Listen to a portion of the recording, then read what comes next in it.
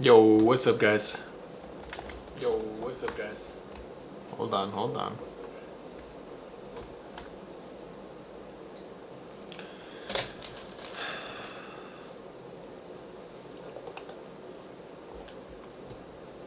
Is the quality okay?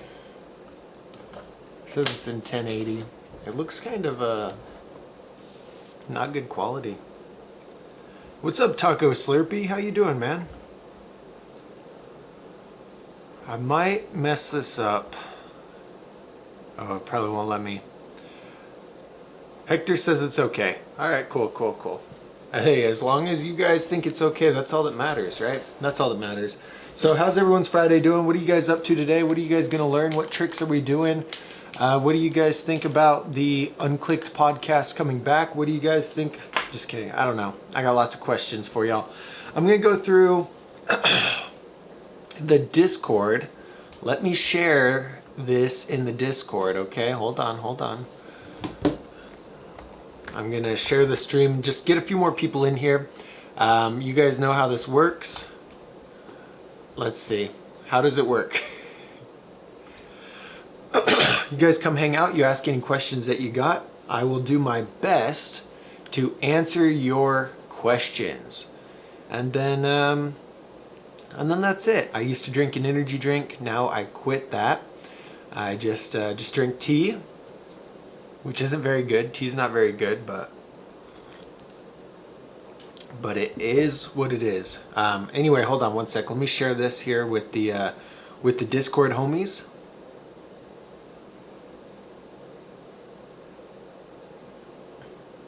All right, and we are good. We're good. Oh, I still got Chief's comment up there because I was messing with this thing, trying to get it to where it'll pop up on the screen. I had to fix it, but now it's fixed. That works out good. That looks good. So there we go. I don't know how I got it, but we got it. So not gonna stress. All right. Anyway, I'm gonna go through here. Shout out the homies that were in here first. Jared, as always. Chief, as always. Chief says that I need some waiting music. Probably because Brantmore has waiting music.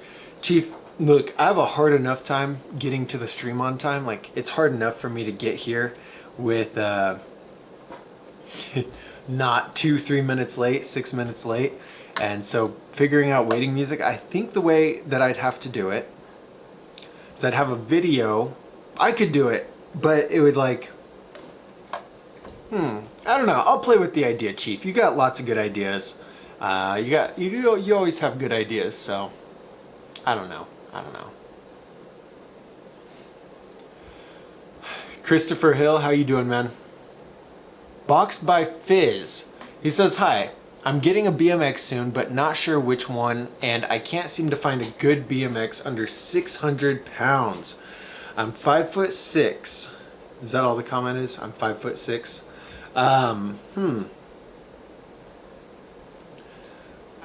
Man, it's so hard for me in pounds because, like, I don't know the conversion there. I just, man, I don't know.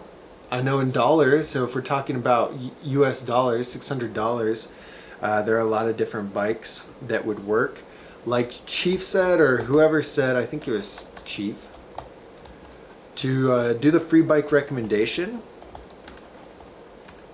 I'll share the link right now. Just go fill this out, and then I will. It just gives me more information. So it's good that you're 5'6". I'd say you should get a 20.5 inch top tube. Your budget is 600. What kind of riding do you like to do? Are you a beginner? Are you mid-level? Are you more advanced? What you know, I need to know just a little bit more. So if you fill out the recommendation, that helps me out. That helps me give you a better recommendation.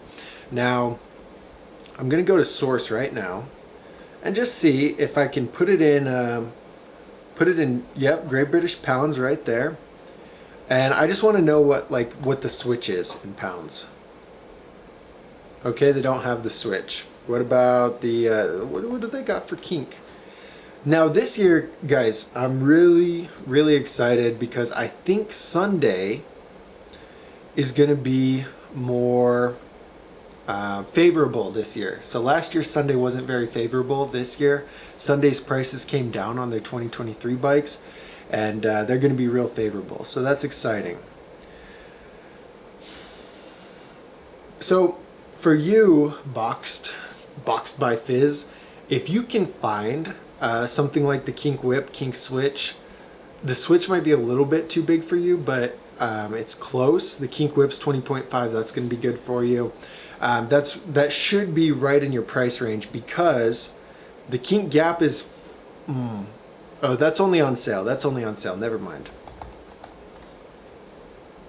Let's see what Sunday has. Hold on one sec.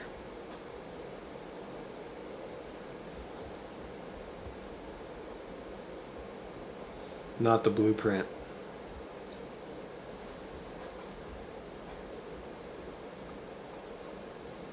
I just need to figure out like the price range. Wow, the Sunday Scout's like 50% off.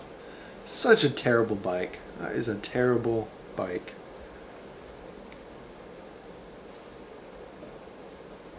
So the Sunday X, if you can get one, would be pretty solid for you, or the Forecaster in 20.5. The Forecaster is not near the quality of the X, but it's going to be quite a bit cheaper. And I don't know, man. Fill out the recommendation. That's the best way to do it. Just fill out the recommendation.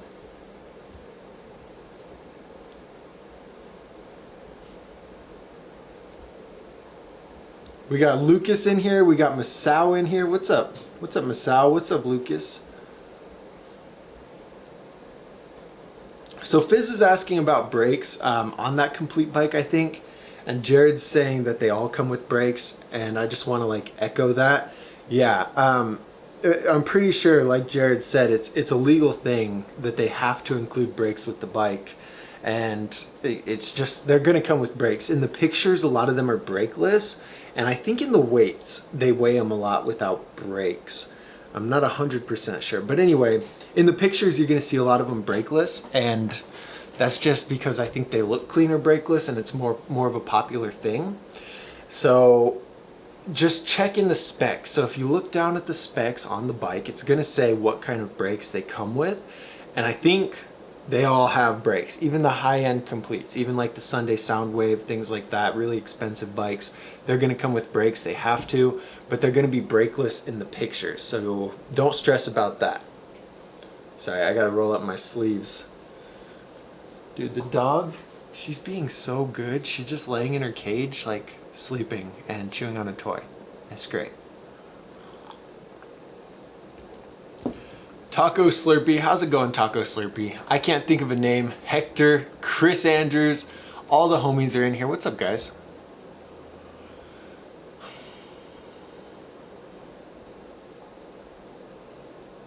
Yeah, so Jared said that they come with back brakes, but they don't show them in the pictures. That is absolutely correct. Jared ran his car out of gas and the bumper fell off. Jared's got those BMW problems, man. I haven't, luckily, run into any Bimmer problems, but man, Jared, I get the low gas light, I feel like comes on a lot later than Honda's. You know, if Honda says low fuel, you've still got, I don't know, 30, 40 miles. My Bimmer will just say like 0. It'll just go from like 20 to 0, and then I'm like, oh, I better get gas right now. Mason's thinking about the Sabrosa Letum, but it's really heavy. Do you think that if I took off the pegs and the hub guards, it would be lighter? Yes, it would be a lot lighter with the pegs and the hub guards off, and also with the brakes. And there are a lot of things you can replace on it. So, for example, tires are usually a good one. I know for sure on the Kink Whip, replacing the tires is going to save you like, I don't know, half a pound to a pound. By replacing both tires with some lightweight tires. You can change seat and seat posts are usually really heavy ones that come on stock bikes. Handlebars, stems if they don't use an alloy stem. So you can make a lot of upgrades and bring that weight down. But I will say with the 4 pegs and the hub guards that that's a big portion of, what is it? The Letum's like 29 pounds almost, 28 point something. It's a really heavy bike. And yeah, taking off those hub guards, I'd say would save you 1.5 pounds or so, or taking off the pegs, save you like 1.5 pounds or so.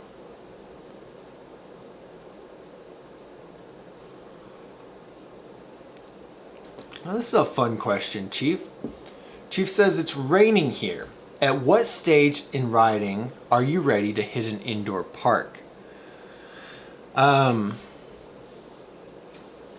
Generally, you're good anytime, but what I will say is most indoor parks are very different. So some parks have a good spot for beginners, some parks have a good flat section, and then some parks are just like bowl only, and you're gonna get messed up if you're not ready to ride that kind of stuff. So I don't know which park you have close to you, Chief, but the best thing to do is just go check it out. Go there, show up, ride a little bit, and make sure that there's a, something that you can ride. And then after that first time, if you get there and it's just all huge half pipes and vert ramps, you're like, all right, well, maybe I'm not ready to go there and ride.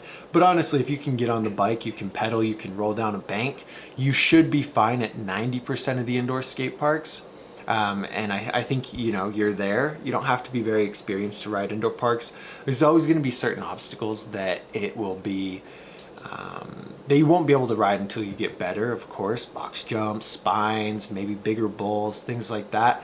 But right off the bat, you should be able to go have a pretty decent session on the beginner stuff. So go check it out, Chief, and then see how it goes. Send pictures, put them in the Discord. I'm curious what your park looks like. Yo, what's up, Kirk?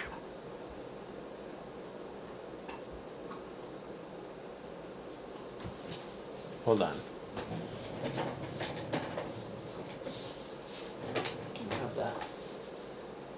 God damn it. There's this toy. It's a Duck Dynasty. Women with whiskers. It's a boomer. It talks. Joey loves this toy. She's taken off the nose. And I'm like, Joey, stop eating this toy. But all she wants is the nose. Look, here she came back for it. Go away.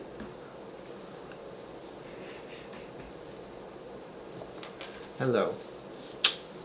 Look. Hold on.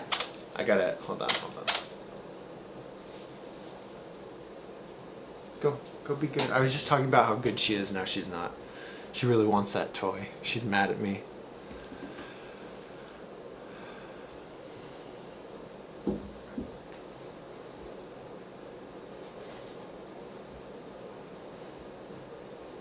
Oh, what's up, Aaron? How you doing, bro? He said he tried the Star Blast flavored Bang, and Absolute Rocket Fuel. Dude, that's my favorite flavor. I miss it so much. Hey, did you guys hear Bang's going bankrupt? Did anyone hear that? Because, so here's the story. This is a crazy story. Monster sued Bang for like false advertising. I think, here's what happened. Bang came out, Bang did really well. Monster started Reign, so Monster owns Reign. Shortly after they started Reign, they sued Bang for the false advertising stuff. And then they won. Like, it's a, I don't know, $200-300 million lawsuit that Monster won against Bang. And now Bang's got to file for bankruptcy protection, which is kind of crazy. I think Monster did that just to like kill him, like kill Bang, take him out. But I don't know. Anyway, way off topic, but that Star Blast is good. And if they go out of business, you're gonna have to stock up, Aaron. You got to stock up. Axel says, hello, Doug. Have you checked out the Haro Dana?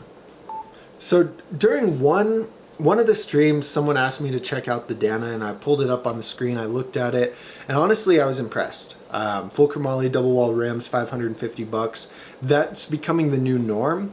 And now, and what's really interesting is that like the Kink Whip was $500 with those same specifications. And now the Kink Whip's $550. And so now we've got like the Collective CS Pro, we've got the Haro Dana, we've got the Kink Whip, we've got the Cult Devotion. All of these bikes, full chromoly, double wall rims, in that $550 price range. So one clear high value bike isn't necessarily as prevalent as it was in last year and the year before. But anyway, the Dana is a solid choice, just based off of like by the book specs. By looking at it, the specs are great compared to like, say the Sunday Scout, right? The Sunday Scout's $499. And it's got high tensile steel frame, forks, and bars. It's got one chromoly down tube on the frame, single wall rims. Like, it's crazy because then the Dana, for $50 more, you get the full chromoly frame, not high tensile steel. You get full chromoly bars, not high tensile steel, full chromoly forks. You get double wall rims. And so by the book quality, value, the Dana is actually a good choice. And it's weird saying that because in previous years, I'm like, no, Haro is ripping people off, like stay away from it. I think they've made a few changes and everything is pretty, at least the Dana. I don't know about the other bikes, at least the Dana, pretty solid.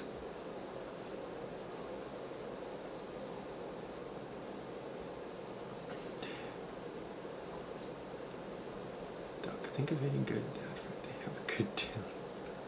Hector says that the dollar and the pound are the same right now, and then Jared says that it's not necessarily the same because import taxes and stuff. And that's one thing that's crazy to me. Yeah, you can't like say the $600 kink switch is the same as a $600 kink switch in the UK because it's not going to be. Same with Canada.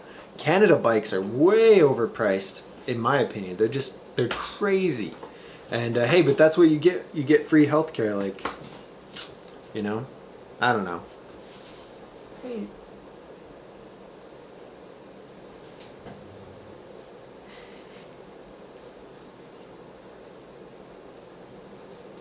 I put peanut butter in that toy that she's grabbing when I leave.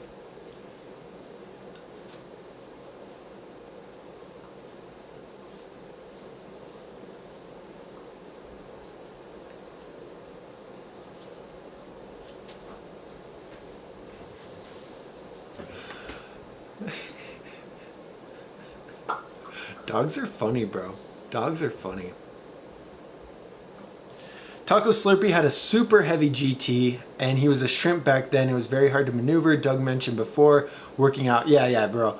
Working out helps a lot. And also, getting a bike that you can control helps. I think smaller riders, this is one thing I've learned a lot over the last years that I'm going back to, that if you're a smaller rider, I think weight is almost more important than quality. And so I'll push people for like the Verdi AV that weighs less than 25 pounds.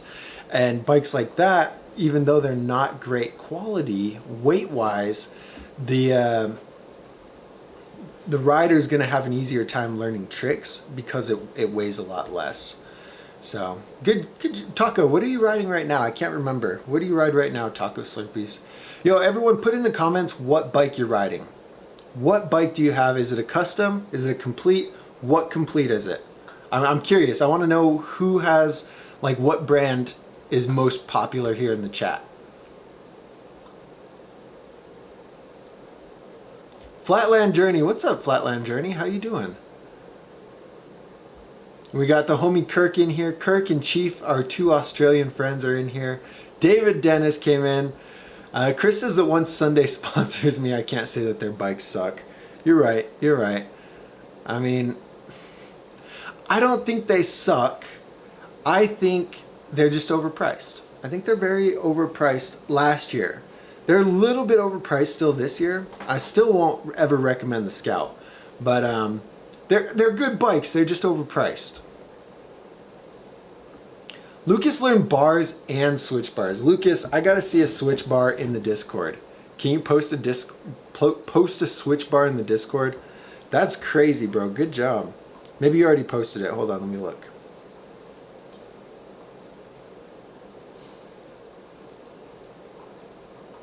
Nah, Lucas, post it in here. I gotta see it. I got to see that. Switch bars took me so long to learn.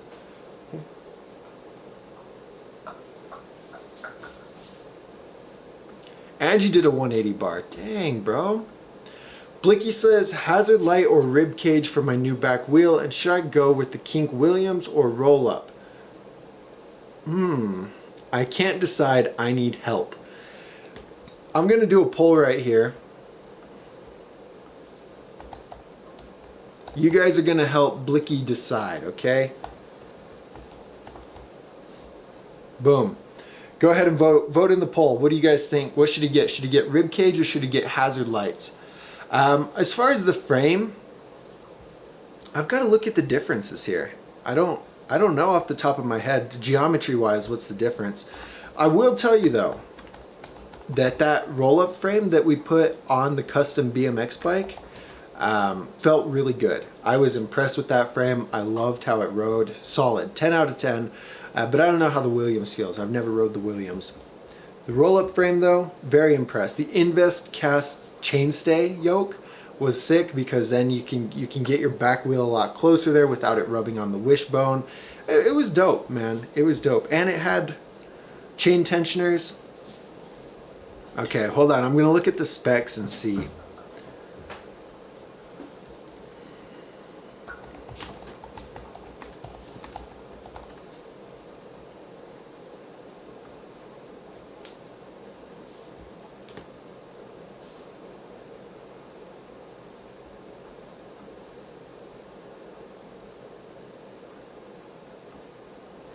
So, I mean, they're pretty close. They're pretty close. The Williams frame has a little bit of a steeper head tube, but the bottom bracket height on the roll-up frame is a little bit higher.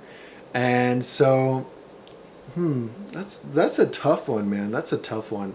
Personally, just because of how much I like the roll-up frame, I'd go with that. I really like that frame. Solid, felt good, rode good, everything was great. So I'd go with that one. But I mean, I don't know. If you guys have any input there for Blicky, let us know. Looked like hazard lights is the clear winner here, Blicky. Everyone says go with the hazard lights.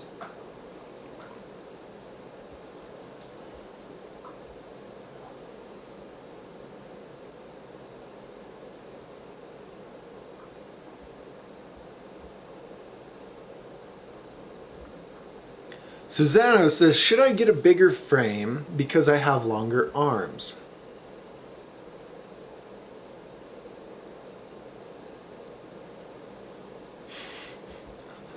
This is an interesting one. I don't think so. I don't think... No, I think you should just go based off the height recommendation because...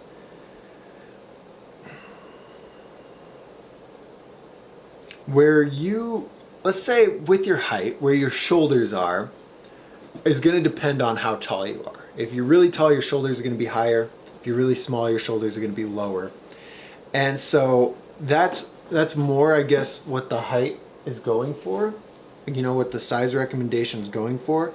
Because our bodies are naturally going to slouch over anyway to hold on to the bike.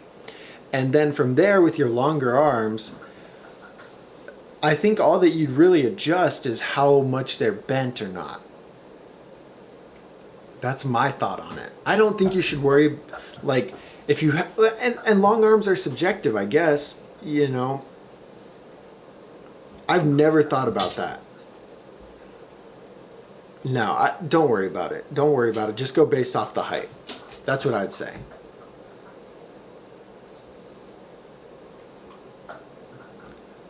BMX Lab. Oh, you're BMX Lab, Hector. Okay.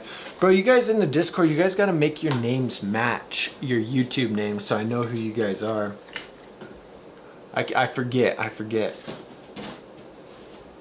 Get down. Hey, what are you doing? Stop it. She said after the toy.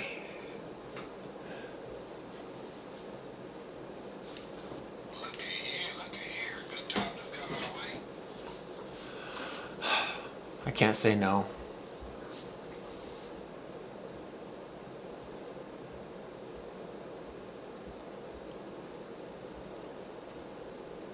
Sorry, hold on. I gotta find the comments. I'm looking here. Oh yeah, okay. Chief said in Subarus the fuel light comes off immediately, and then you gotta start pushing. Yikes. You put the questions right here, Susano. Type them in. You did it. You're doing good.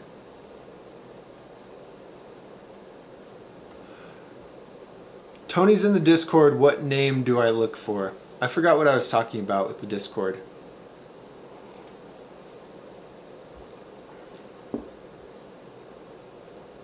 What's Ashok? I've never heard of that. That's a different energy drink? Is that here in the US? Never heard of it.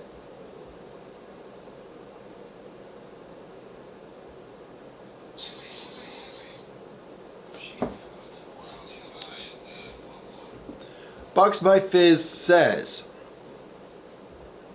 as you were saying, would the We the People Justice 2023 be good for me? I've read the specs, so I was just wondering if is it worth the price being around 440. So the Justice is one of those that I think's overpriced. Most of We the People's bikes are overpriced, and the analogy I use for it though is that they're more premium. So you're going to get a different level of aftermarket parts that come with, like, say the Justice. It's got the sprocket with a bash guard, I'm pretty sure, and it's got just different things added in there that most bikes that quality don't have. And I'm kind of torn on that because it's like, well, look, you're saving, or you're not really saving much money, but you're buying a cheaper bike with good aftermarket parts. Like, that's great. But the main components are the most expensive parts. So what it seems like We the People does with their complete bikes is they charge quite a bit for them. They keep the main components, the frame, forks, bars, and cranks, generally low quality. But then they raise the price because they put on different things like aftermarket sprocket, aftermarket stem, a nice seat, good pedals, you know, things like that. And where I'm torn on that is because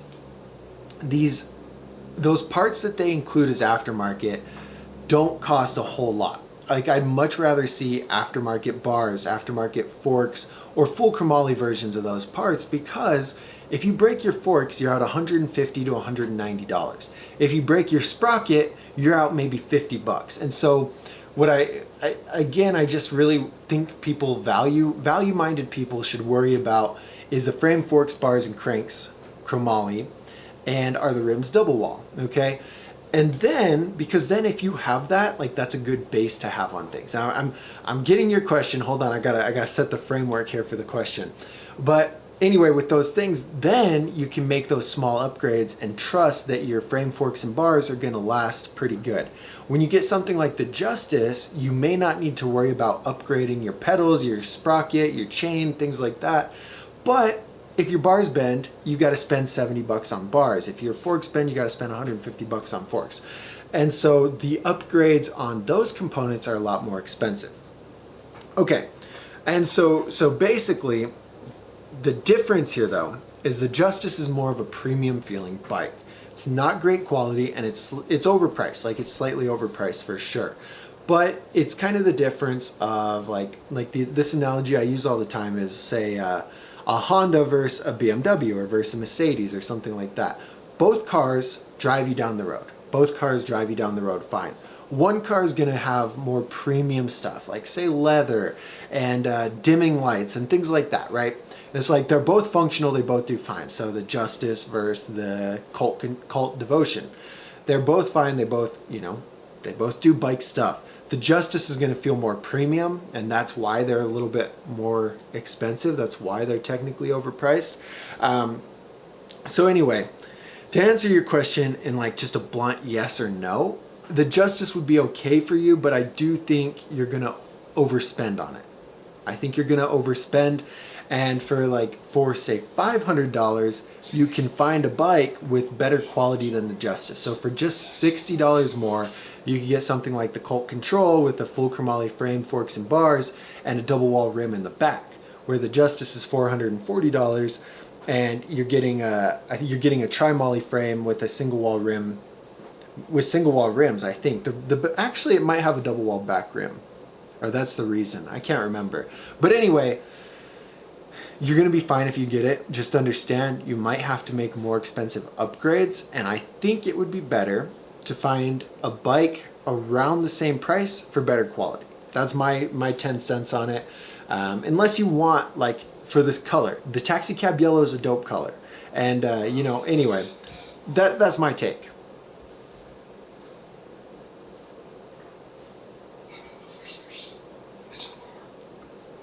What I mean on that, Hector, is that, like, let's say the conversion rate is the same. Here, let's look what a devotion is on Source. Just because, can you guys hear that toy in the background? She's going crazy on it. So normally, the 2022. So Devotion for us in the U.S. is like $560, $569, $550. In the UK, let's say the conversion rate 1-to-1, it's going to cost 674 pounds. That's the MSRP on source. So even though the dollars and the conversion's the same, that $550 bike for us in the US costs 100 pounds more in the UK, because source and the dealers over there have to pay the duties and the import taxes and everything like that to the government. It's crazy. That is crazy. Like, if let's say it costs Colt $300 to make the bike, and they send the bike to a shop in the US, they mark it up 30%, it comes out to $560. They send the same bike that cost them $300 to a shop in the UK, that same shop marks it up the same 30%, they've got to charge 675 pounds for it because they had to pay more on taxes, so therefore their profit margins are different. It's a crazy thing. I feel bad, dude, those Canadian homies, man. I just like, it trips me out. Hold on, let me look. Let me look at what a devotion is in Canada. Now, I think we have a different, Canada money's worth more than American money's, but hold on. I'm just curious here. I'm just curious. Because they're like 800 or something ridiculous. Oh my God, yeah. So a devotion in Canada monies is $999. 999 Canada dollars. So 560 American dollars, 670 British dollars, 1,000 Canadian dollars for the same bike. Crazy. So, we're pretty lucky here in the US, as long as you don't have to go to the hospital and pay 50 grand on a hospital bill.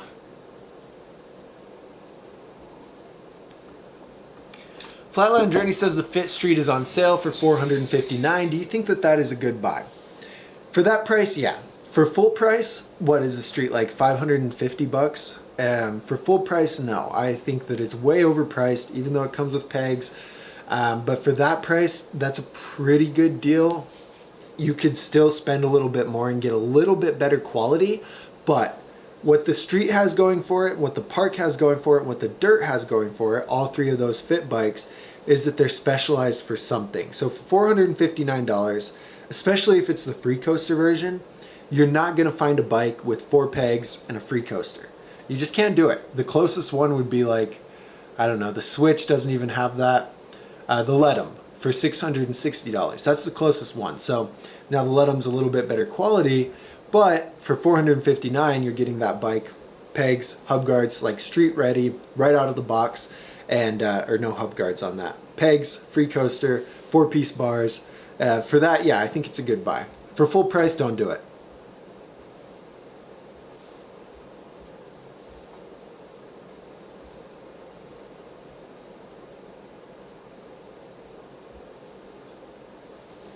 Okay, so I asked you guys what you guys are riding. All right, Taco's riding the Sabrosa Letum. Kirk is riding like 16 custom bikes. Alon is riding a Stolen Heast. Lovin is riding the Whip XL. Chris is riding the Colt Control. Lucas is on the Street Sweeper frame. I can't think of a name. Is riding a Colt DAC frame with Odyssey and Primo parts. We got a custom bike in here. Nice, nice. Hold on. I don't know. Is that Golem guy still spamming in here? If he is, one of you mods, just kick him out. If someone's spamming like a bunch of stuff, just kick him out, okay? Because now I got to read through like 20 extra comments. It's super annoying. Paul's in here. What's up, Paul? He's riding the Kink Switch. Extreme's riding the Kink Gap. Love it.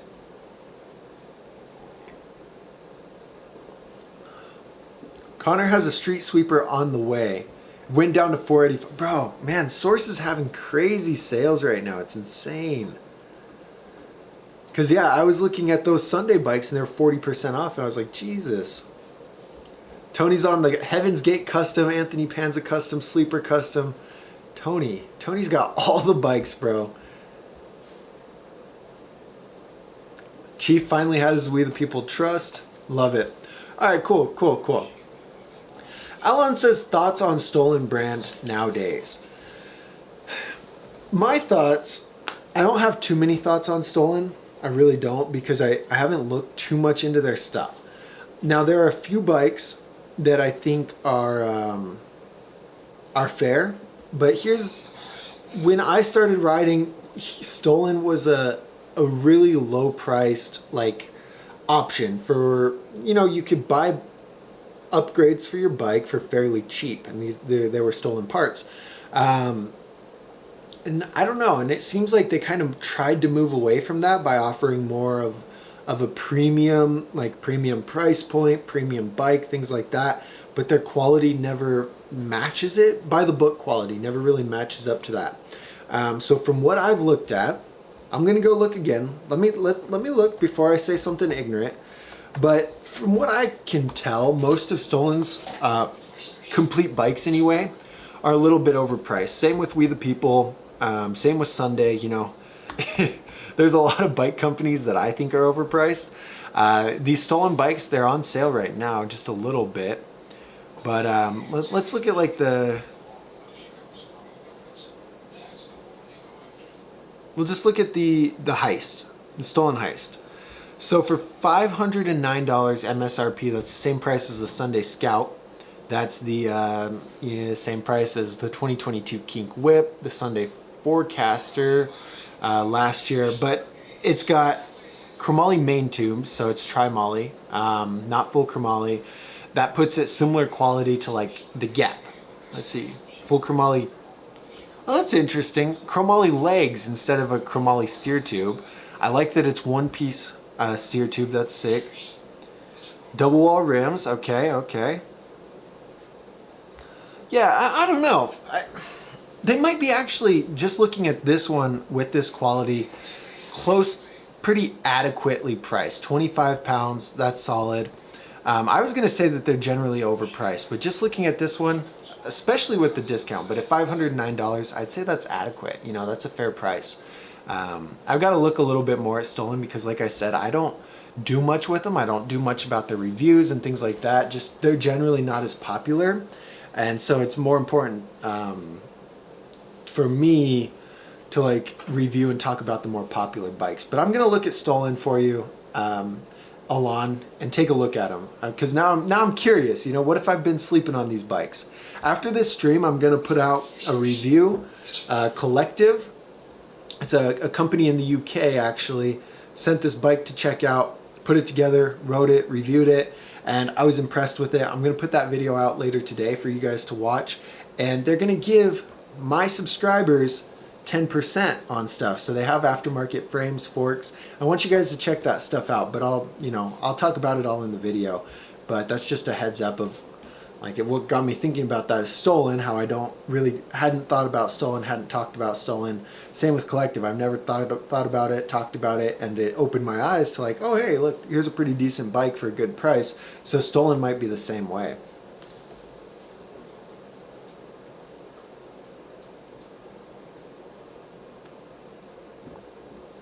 Faith says, what is the perfect stem reach for bar spanning?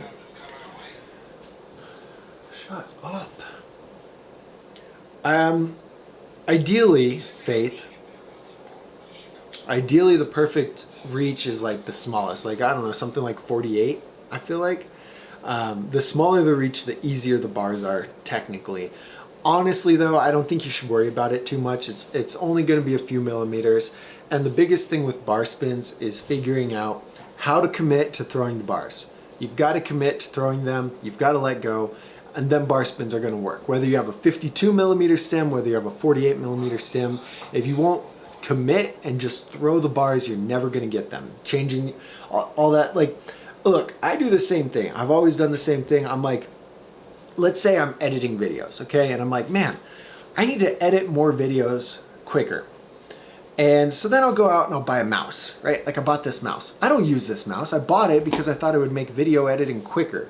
And I do that with camera stuff. I'm like, oh, I want better quality videos. So then I do, and in my head, I do this to make the process easier. And the reality is, buying the mouse isn't gonna be as beneficial for me as just sitting down and doing the work.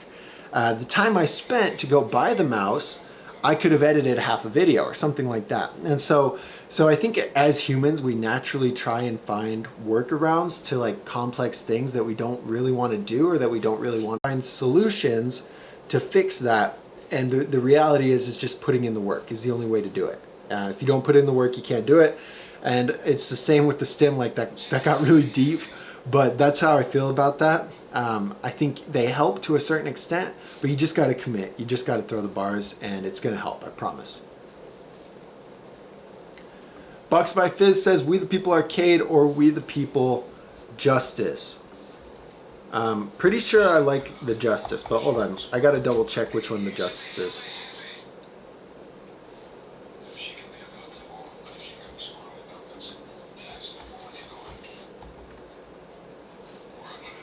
Yeah, Justice for sure. The Justice is much better quality.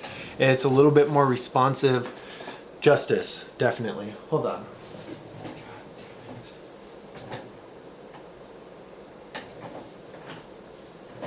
This is what's left.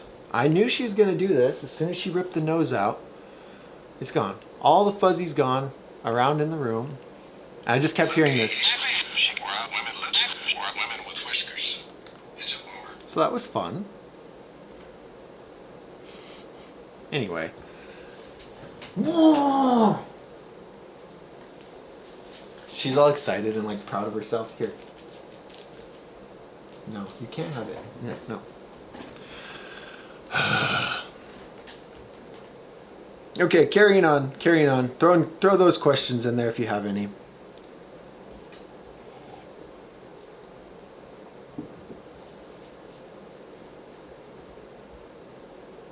Just get shorter arms. Now that's the best answer. Get down. Get down. Good girl.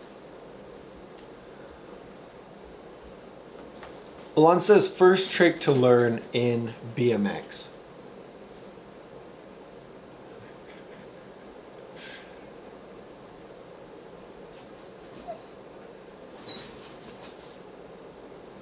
She really wants that toy. Hey, go, stop. Okay, the first trick to learn, bunny hops. Most important, hands down. I think a lot of people try and skip over learning bunny hops good. Like most people learn bunny hops pretty quick. You can bunny hop up a curb, you can do these like small bunny hops, and then they're like, cool, I'm ready for 360s, I'm ready for backflips, I'm ready for bar spins. And the reality is, don't skip over like getting high hops.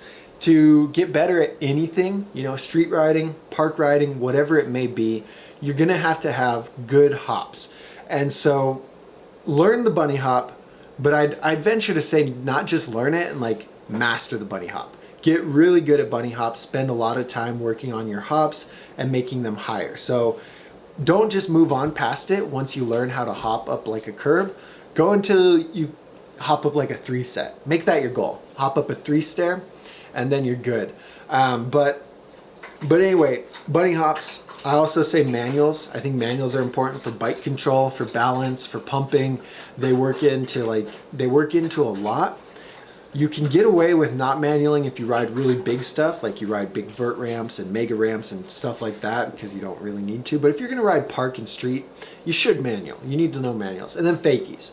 Those are the 3 that I try and help everyone learn. I think they're the most important. Bunny hop, manual, fakie. With those 3, you can build off of them and learn a lot more tricks and get a lot more bike control.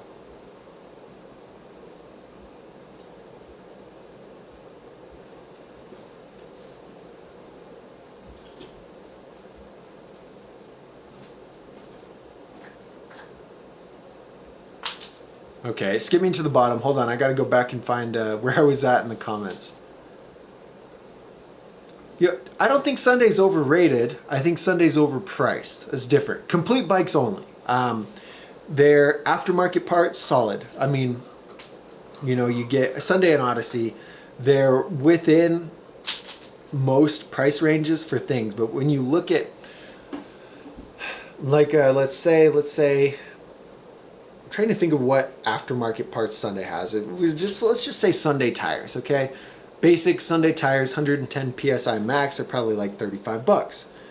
Basic kink tires, 110 psi max, same price. So they're within it there, right? So that makes them adequately priced. That makes them a fair price. Now, complete bike wise, we've got full chromoly bikes with double wall rims priced at $550. Sunday's equivalent is $650. And so when I look at that, I'm like, okay, Sunday's bikes are overpriced compared to this company, this company, this company, who can all put out this quality for this price. Sunday's over here. So I don't think they're overrated. No. I think they're overpriced. Only their complete bikes. I think their complete bikes are overpriced. But this year, 2023, the prices came down about $50, and that it's going to be interesting because like kink has always been up here for me with value. They've always been up here. It's like kink, best value, best value, best value. Kink's prices went up, Sunday's prices came down. So I think this year we're gonna have a lot more favorable like reviews and stuff towards Sunday and less favorable towards kink. Kink might have pushed themselves out of that. I don't know yet. I haven't put them into the Dougster Bob app and everything, but I think that's where 2023 is going as these other bikes come out.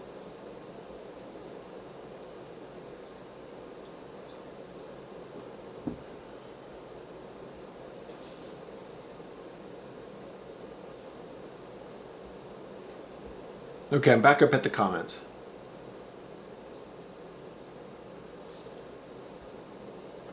Lewis says, what's your opinion on a 26-inch dirt jump bike?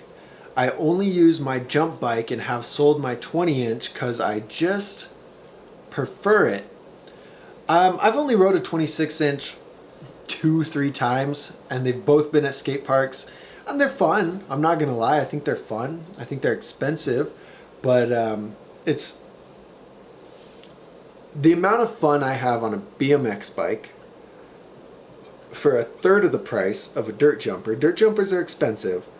Doesn't justify spending the money on a dirt jumper to me. If I can have 100 fun points on a BMX bike for $1,500, I could have 120 fun points on a dirt jumper because let's say dirt jumping is a lot more fun. It's in the name. If I could have 120 fun points on the dirt jumper for $2,500, that extra 20 fun points isn't worth an extra $1,000. So for me, BMX, you know, the fun per dollar is a better. I can't believe I just made that analogy. The fun per dollar on a BMX bike is better than on a dirt jumper. But like, I don't have anything against them. A lot of people shred a dirt jumper.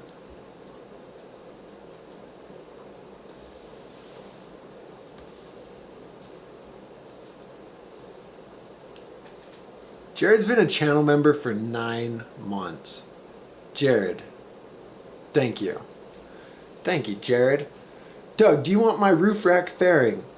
I'll take a look when I'm in Phoenix again. I'll take a look and see if it fits and everything. If it does, sure, because my roof rack's noisy, especially with the bike on there. But yeah, I mean, yeah, man, if you're gonna get rid of it, for sure, thank you. If it fits, we'll have to check it out. When I'm in Phoenix, I'll hit you up. I want to go, I'll be back there around Christmas time for sure, but I don't know if I'll be back there sooner. I want to go back, but I got to pay off debt. I got to pay off some debt.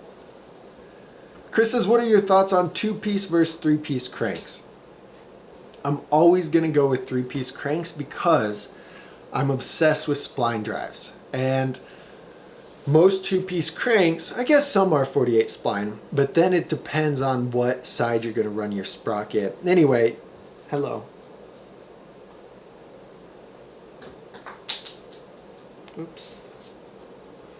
Then it depends on which side you're going to run your sprocket on. So for me, I'm going to go 3-piece because I run 48 spline and I just want to be able to, if I decide to switch to right-hand drive, all I have to do is take my spline drive sprocket and move it over to the right side on my 48 spline 3-piece cranks. If I'm riding 2-piece, then if I decide to switch, then I might have to go like, oh, okay, well now I got to buy a different crank arm. I got to flip this around, da-da-da-da-da. It's just a headache. But I will say, the Thunderbolt cranks that we put on the custom bike went together really well. I was confused with them at first. I was scratching my head like, what is this? This shim piece do? Like, what's going on here? And then once I figured it out, they were solid. But yeah, they were solid, but I was confused by it. So anyway, for me personally, just because I like spline drive, I'm gonna go with 3-piece.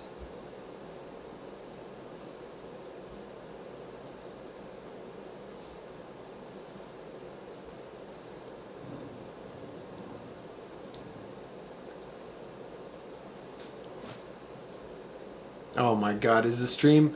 Yo, Wi-Fi. Alright, never mind. I'm tripping. It looked like the stream lagged out for a second. What are you doing?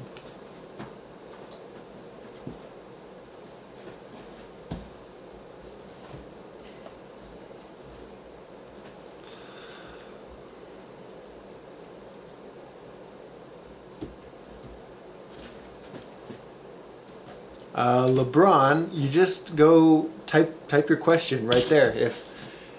If this was a question, I would be answering it right now, but it wasn't a question. But anyway, a lot of times, guys, you guys are asking questions way down here, and I'm still way up here asking questions. So eventually, I'll get to your question, but sometimes it takes me a little bit.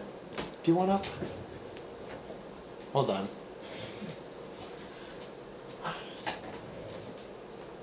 She's that big, right? Like she can.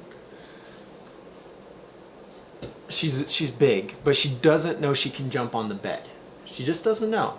She hasn't figured it out yet. So I have to put her up on the bed every time she wants up. It's funny. It's cute, but it's like, damn, you're a big dog. She won't even. She was jumping in the car on her own, and then she decided she didn't. She forgot how. So now I put her in the car, and I think she does it on purpose, just so she doesn't have to jump.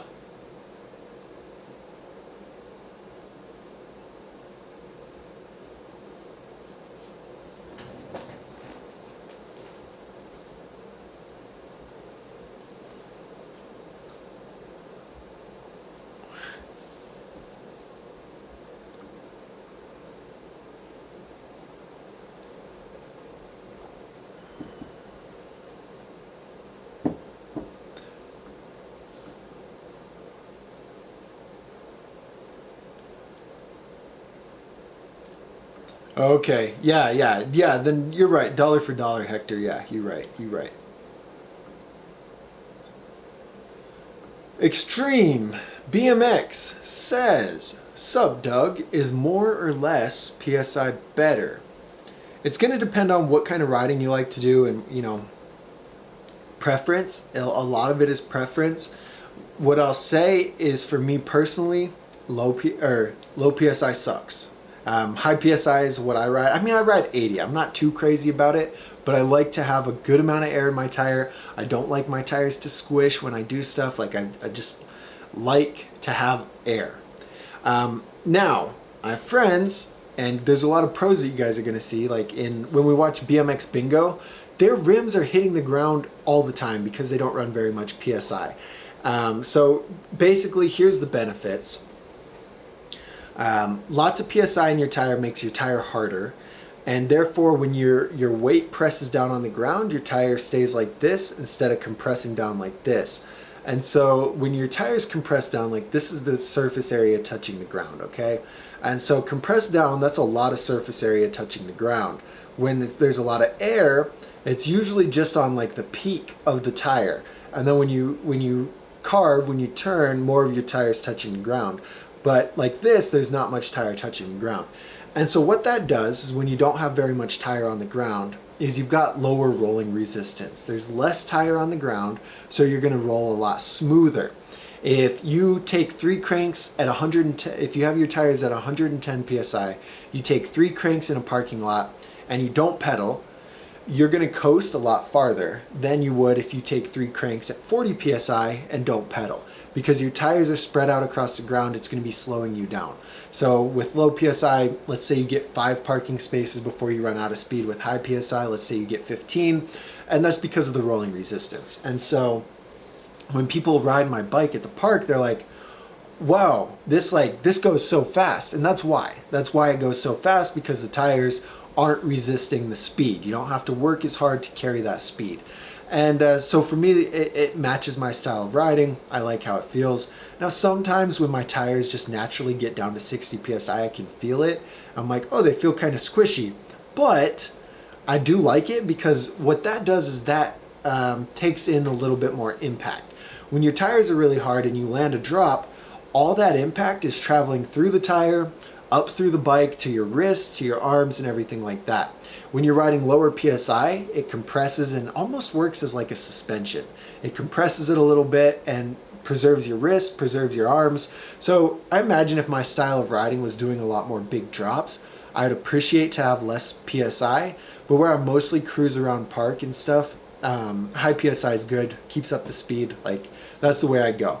So those are kind of the benefits, and then so you got to decide, do I want low rolling resistance and lots of wrist pain, or do I want high rolling resistance but less wrist pain? And then you just kind of decide and adjust that towards your style of riding. But that's the biggest difference in high PSI, low PSI, and that's my opinion.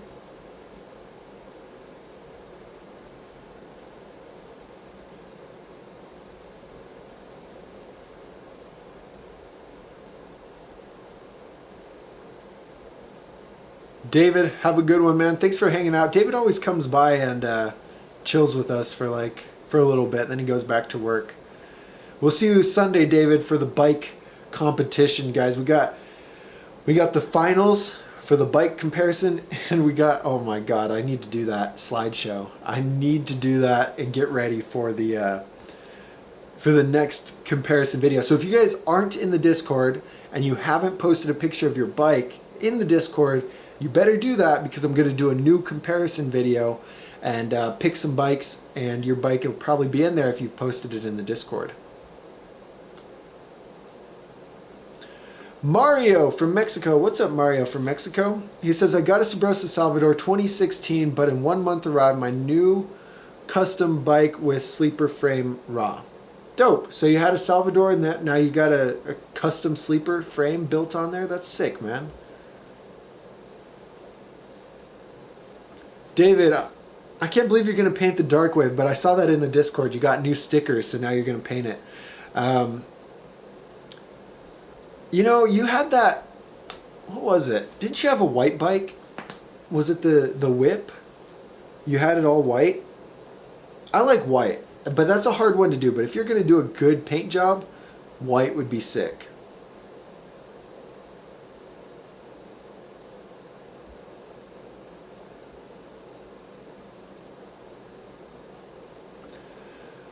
Chris says, what do you think of Fly being feeling then lately? I'm not sure what you're asking. Hold on. I feel like there's... Yeah, anyway, been feeling them lately, if that's what you meant to say, is like you've been feeling them lately. I'd say I like Fly. Sorry, I gotta fix my chair. I've got Fly Lunar rims. Kirk just ordered Fly Lunar rims. Great parts. I will say, here, let's go to, hold on. Let me read a comment to you guys here. This is on the same subject, but in my experience, Fly's been great. I'm going to start working with them real soon, just on, like, they sent me a Electron, I want to say. There's a bike in here that they sent me to test out and review, because I've done a few reviews and said, these lower quality bikes are not good value. They're just overpriced. And they said they changed their pricing, and I looked. The Electron, the Neutron are cheaper now. And so I'm gonna check it out and see if it's actually worth that price or if it's still overpriced. And then maybe get you guys a discount on Fly products. That might be a thing, I don't know, no promises. But I'm gonna check them out. We've been in contact, and actually, was there Carlos in here? Anyway, let me read this though. Hold on, let me read this. But that'll be exciting for us if we work with Fly, because I think their new complete bikes, man, I'm hyped on.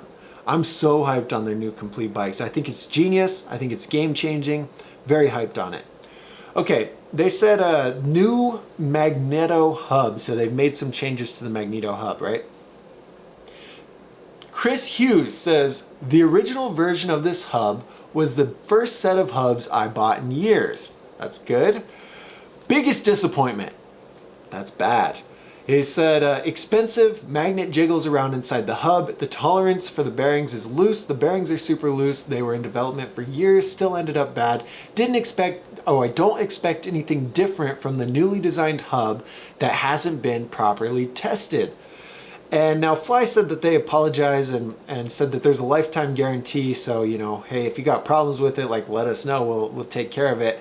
So anyway, I thought that was cool because there's 10 likes on that comment, and that generally tells me like there's people that agree with that. Some people had that same issue, but what I appreciated was how Fly replied to it. I was like, hey, sorry for that. Send us the issue. We'll work with you to get it figured out, and they're going to do whatever it takes to make it right. And so that's cool. I love when companies stand by their products and and do that with people, because you're taking a big risk. Like, let's say you buy a Fly Electron and it's a piece of garbage. You took that risk spending $500 on that bike.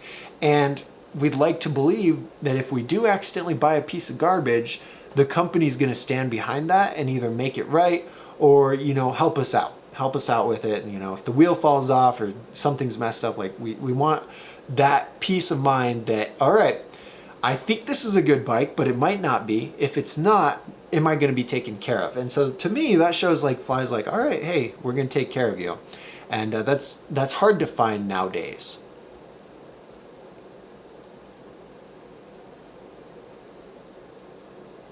Tony, just go into for the bikes, right? You want to put your bikes. Yeah, you said you got 3 different bikes, bro. I better see them in the Discord. So you go in the Discord. Can you see this? And then you go to bike pics. You see bike pics right here? And tag me. There's been some people that have tagged me. Oh, look, there's Kirk's tie fork. Man, you got the tie stuff already? That's sick.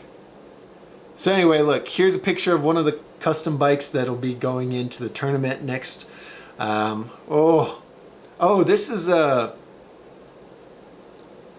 This is Tyler's. He said, I'm bummed I missed the live stream, but he's going to be there tomorrow watching the finals. Dope. And he gave us a build list on what he's got. So I want to see, he's got Alienation Mischief with Profile Elite front hub, tie axle, and bolts. I knew he had tie. Profile Z coaster with tie axle and bolts. Man, that thing's beautiful. Did he say tie stem too? Oh, Thomas stem. Profile column cranks with tie spindle. That bike is incredible. Anyway, just post it in the bike picture section on the Discord. Post it in there, tag me. I'll see it. There's going to be a lot of bikes that I'm going through. There's a lot of bikes in there, but it's going to be crazy. Larry, how do you like the Kink Drifter? What is it like riding that thing? That's sick. Larry got the whip and he got the drifter. Box by Fizz says, does it matter which side the sprocket is on? Yes, it does, to a certain extent. So the old belief, the old saying was that if you grinded on the right side, you want to have your sprocket on the left side. If you grind on the left side, you want to have your sprocket on the right side. And that's not necessarily the case anymore. That used to be the thing. It's not the case anymore. But I will say it's nice to have my sprocket on the left side, because when I do tail whips, I catch with my right foot.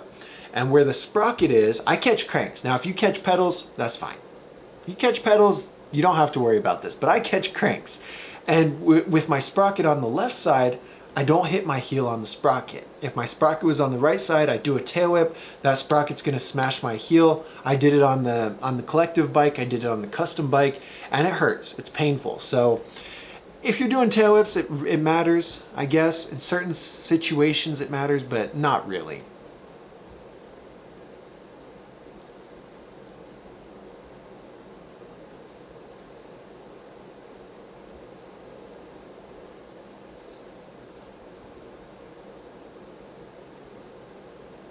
Box by Fizz says, sorry, lots of Box by Fizz questions. Is the street sweeper good for 520? I'm living in Britain, so many bikes aren't available.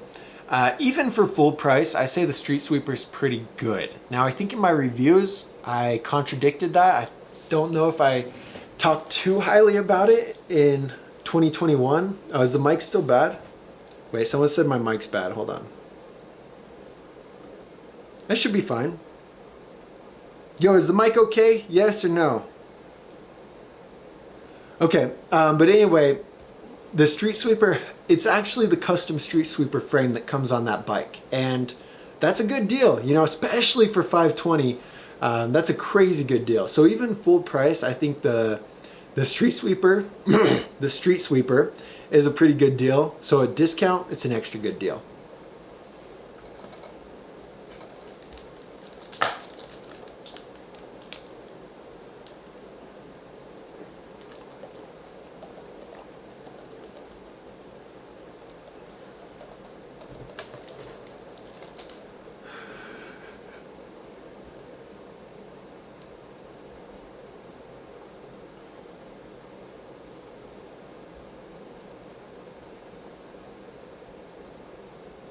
Joey ate it. Yeah, Joey ate the mic.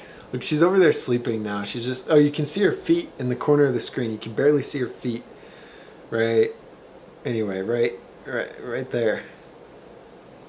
She's sleeping. She's passed out. All that chewing up that toy wore her out. Poor dog. Yeah, Lou, I definitely answered your question. I saw you comment again and again, and I was like, oh, he's just asking it but I definitely answered it. I don't know what timestamp when I answered it, but I definitely went pretty in depth on my thoughts there. So you might have missed it. You might have to scroll back. Oh, Tony, you're asking what the Discord name is. My bad, bro. My bad, Tony. Hold on. Here, let me share I'll share an invite link. Tony's all, what's the name of the Discord? And I'm all, yeah, Tony just posted a bike. I'm sorry, man. I'm sorry. I'm kind of a space cadet. My bad.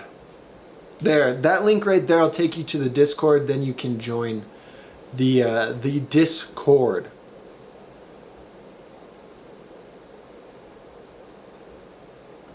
James, the homie James. James, if you're still here, I hope you're still here.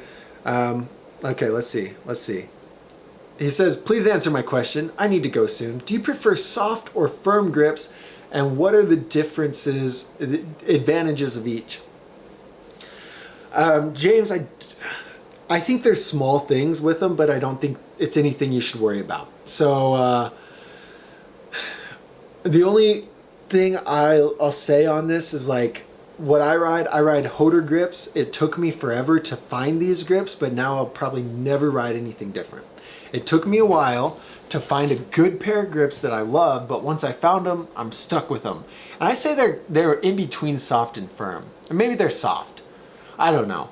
But basically, the only difference that I'd say with grips is like diameter. So you can find some grips that are like this and it feels like you're holding on to the bars, and then you can find some grips like the Ethic scooter grips, for example. They're thick grips. It feels like you're holding on to a mug. It feels like you're holding on to this instead of a grip, and that does, to me, affect the way your wrist takes impact. Now, I could be crazy here. I'm curious if you guys have had the same experience, but if you like if you're holding on to something like this and you take impact, I don't know, I feel like the impact's lessened than if you've got your wrist completely closed. Maybe it's better to have your wrist completely closed. I don't know. But anyway, that's kind of the biggest differences that I'd see is between grip diameter or grip thickness.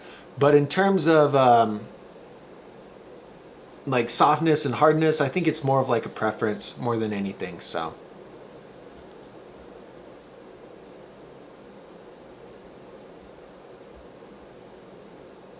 Oh my God. So many. This is a pop-in stream. I like it. We got a good amount of people in here. We don't have very many likes on the stream, but it's okay.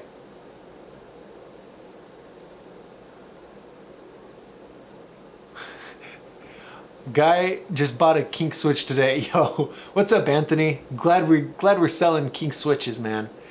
Do you ever have people in the store say that they watch me on YouTube? So, hey, what do you guys think if I go ride bikes with Harvester in Florida in a few months? What do you guys think? Should I do that or no?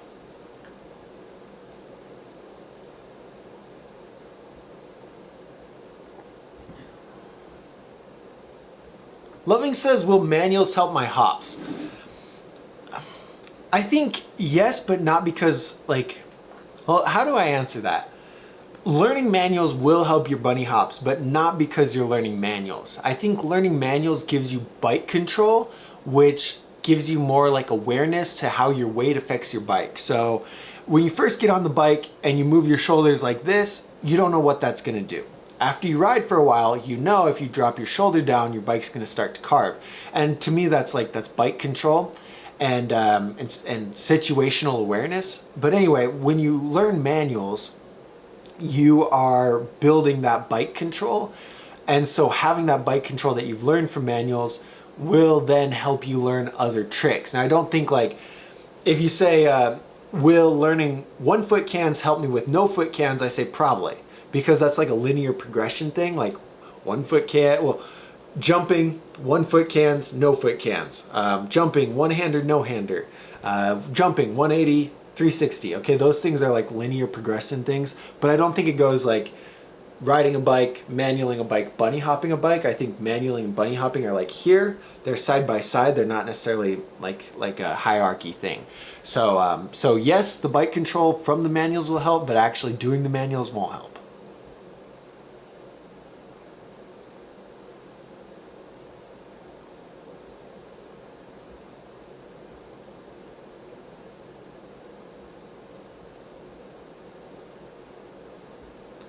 What does Lewis say? Hold on, what? I'm trying to keep up with your, with these questions here. I'm sorry, guys. I'm sorry. Big slack in. Some of these chats are like, they're green, and some of these chats are not green, and I don't know why. But anyway, it doesn't really matter, I guess. Anyway, I'm gonna keep, hey! Jared just won a pistol. Jared didn't win the custom bike, but he won a pistol. That's dope.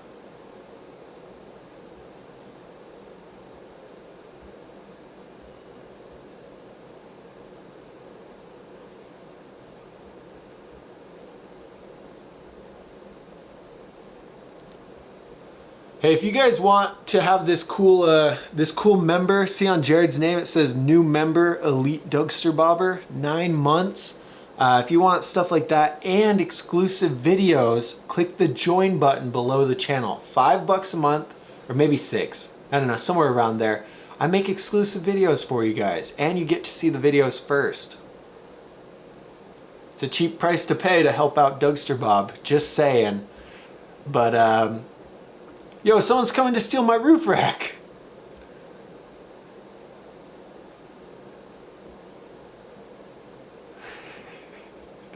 Kirk's gonna come steal that roof fairing that Jared's trying to give me.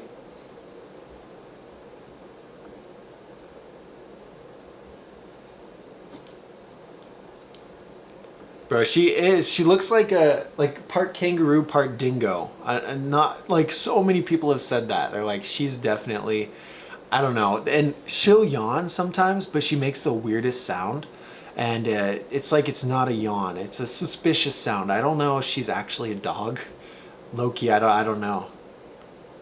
Oh, really big Jack Russell. I don't know.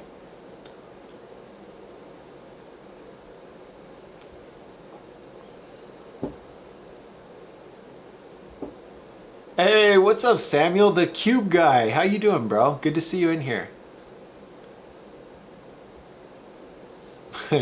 Zilixify Anon says, hi, why is BMX so hard? Well, I don't know, man. It's interesting because this is fun for me to think about, but it's also frustrating because in my head it's not that hard. Now, I've been riding for 13, 14 years. I've been riding for a really long time. Anybody who's been riding for a long time is like, oh, it's not that hard. And I think it's because there's just a really steep learning curve. Let me draw this out, right? Hold on. Because this is fun to think about. To me, it's not that hard, but it is hard. On the grand scheme of things, the reality is most people get a bike, they ride for like a year, they ride for, a while, they get hurt or they get discouraged and then they quit.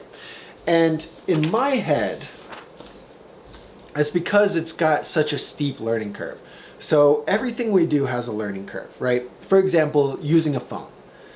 When you guys remember when you first got your first phone, I don't know, for you guys who are older than me, you were quite a bit older when you got your phone. I got one at like 13. It wasn't a touch screen or anything. I got a touch screen. Maybe I had an iPhone finally in high school. My friends had iPhones in middle school because they're rich, but I think I had one in high school. I finally got an iPhone. But anyway, learning how to use that phone for the first time, we don't think about it now because we could just pull it out, you know, whip it around. But then we look at like our grandparents struggle with a phone or something like that. It's like, oh, phones are kind of hard to use. And so anyway, there's a learning curve to everything. And then there becomes a point where you're competent in using that phone. So let's do let me draw this real quick, real fast.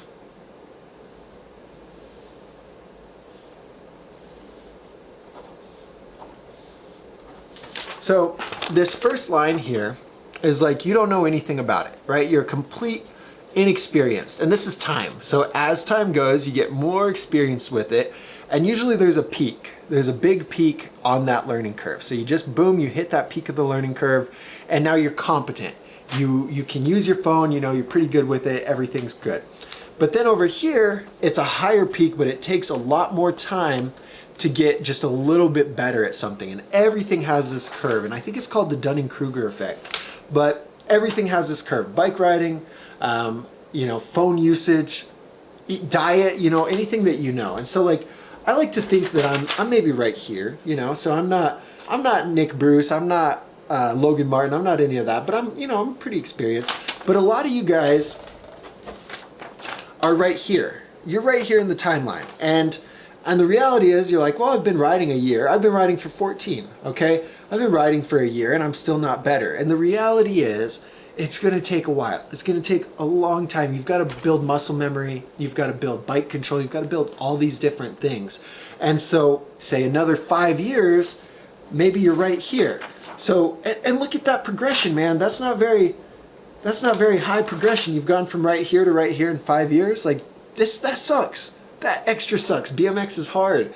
But you are progressing, and the longer you stay with it, the more competent you're going to get, the more, you know, the better you're going to get at different things. And it's just going to make, you know, you've got to stick with it. And so anyway, what I'd say is that BMX is going to seem hard for everybody who's just starting out, because you're starting out right here. You're starting out in this space that you're going through a long grind of putting in effort with very minimal return. You're doing manuals and you're falling over on your head. You're doing bunny hops and you're clipping your back tire and going over the bars. You're learning how to jump and you're nose casing a jump, right? These are all the things that are happening right here early on, okay? And it sucks and it's a grind, but the reward, guys, let me tell you, the reward is just absolutely incredible once you get over that peak. Once you build that competence, you're like, you look back at that and now you can just pull into a manual and just go as long as you want. You can bunny hop up a curb, you can bunny hop up a 3-set, and you don't have to worry about that. But early on, you're in that phase where you're learning something and you're building confidence, you're building competence on it, and it's hard. And the best thing you can do is stick with it, aside from having someone help you out. You have somebody to guide you and say, hey, you're working on bar spins, but you can't even bunny hop very good. Like, let's redirect your focus. Anyway, just stick with it. It's going to be hard. It's supposed to be hard, but all hard things are good. Anyway, never mind. But yeah.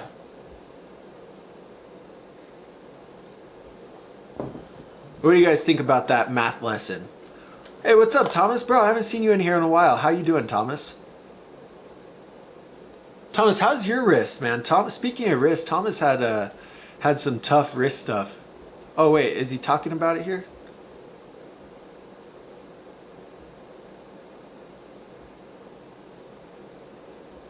Hold on, I'm reading the other comments. I got to see what. Oh no, Thomas. Damn, bro. Sorry to hear that, man. That's tough. Jared just got back with his lady. You know, maybe you need a little break, Thomas. You just need a little break. Sometimes that's important. And dude, I think for everyone, I can speak for most of us. Oh God, I moved that around. Hold on. Hold on, hold on. Damn, I was just gonna get into like a deep. Hold up, I gotta adjust.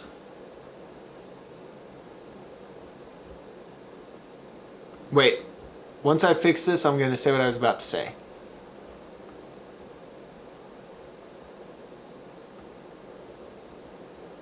There we go, there we go. Sorry, I moved this around and okay, note to self, we can't move this around. All right, there we go. That's good. I'm gonna leave that there and boom. Okay, what I was gonna say is I think for all of us, you know, we ride to like, yeah, keep ourselves distracted, keep ourselves busy. It's and we don't necessarily know why. I've never really thought about why until I realized like we need to progress at something. We need to have something that we're struggling for, that we're working towards, to feel human and to feel like we're working towards something, you know? So anyway, like for me, well, I started riding when I was younger, and it was like right when I hated school. I just absolutely hated it. I didn't want to be there. My parents were going through a divorce. Like they're fighting all the time, and it was just like a really bad time. I was a teenager, so I was mad at the world already anyway, and then everything on top of it. And so for me, the bike was like I just go get on the bike, put in my headphones, and just go out and ride and get away from everything. I didn't have to be around other people. I didn't have to talk to people. I could just go out and focus on, you know, myself. And and the crazy thing, like through, you know, different things in my life, a lot of my progression came from I don't almost wanted to get hurt. Like I wanted to try tricks that would potentially hurt me, and then I wouldn't get hurt. I'd land it and I'd be like, well dang, you know. And that's crazy to think about, crazy to say. And so recently I've thought about this. My progression slowed down a lot because I'm not in that place anymore. Like I was progressing and riding in a place of anger, and I'm not there anymore. So now I'd ride for fun, and I don't feel the need to try these things to like get hurt or potentially get hurt. But anyway, for all of us, I think is we're all kind of outcasts in a weird way, and riding a bike brings us like a, I don't know, a sense of peace. And so anyway, Thomas, bike is always going to be there for you. You know, life gets busy, you go on, you got stuff to deal with. It's always there when you come back to it. And it's good to have you in the stream, man. Sorry to hear about everything going on. But I also think everything happens for a reason, you know.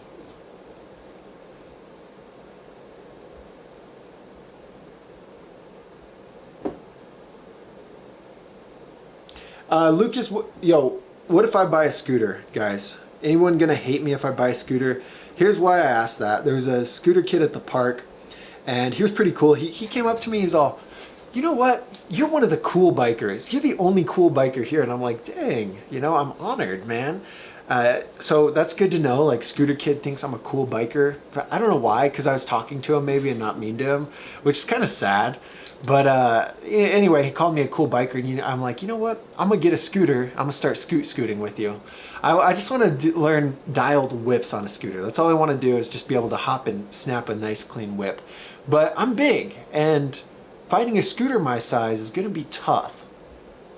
But anyway, will you guys cancel me if I get a scooter?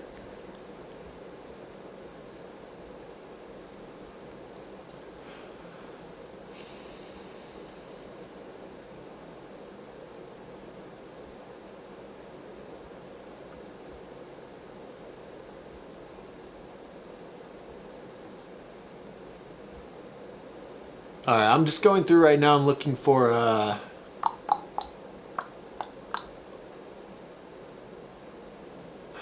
mini blue tools. You guys are all blue tools. I'm just going through looking for questions, guys. Kirk, did you get it built up? You said you just got your tie parts, right? Did you get it all built up already too? I've got to see a picture. Man, I've got to see a picture in the Discord. My phone just did a weird buzz thing. Anyway. Extreme complete bikes can go in there. There's some that are like really clean looking that I'll put in there. Ideally, if you've made some upgrades to it, I mean, preferably you made some upgrades to it. Like maybe you changed the tires, something on the complete bike is, yeah. Like, yeah, sure, you can post whatever you want in there for sure. Now, if it'll go up onto the, if it'll go up on the comparison video that I'm gonna do and the live streams, then yes, like maybe your custom bike won't, or your complete bike won't make it. I don't know yet. I go through, I look at everyone, and then I'm like, all right, cool. You know, let's use this one. Let's use this one. Someone's saying, Taco said, dude, is that a bar? Yeah, bro. It's, can you see it? It looks, when I look at it this way, my wrist is fine, but when I turn my wrist like this, it looks all stupid. But it's kind of, she kind of messed it up a little bit. Anyway, it's got, so that left number is the year I was born, and then the right number is the year I die. And the last two numbers aren't filled in yet because I don't know when it's going to be. It could be 2022, could be 2040, could be 2050, could be anywhere. And like I always like to look at it and think about that. Like, wow, you know, these numbers could be filled in at any time. I could die any time. So it's a good motivation for me to just keep doing what I love and doing things I love. And the barcode's a good reminder to stay unique, I think. So yeah, that's one. I'm gonna get a sleeve eventually. This whole arm, I think. It's in my head. It's in my head. Tony says go easy on the water. Bro, 2 gallons a day, Tony. You gotta drink 2 gallons a day.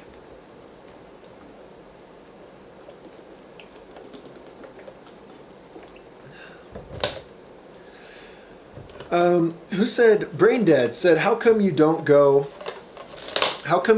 any reviews on GT bikes? And then Kirk said, I often hear Doug say he feels GT bikes are overpriced. And I think he feels the same about Redline. Kirk is correct. Let me pull up one, okay? And now here's what we're gonna see. I wish I could pull them up on the screen.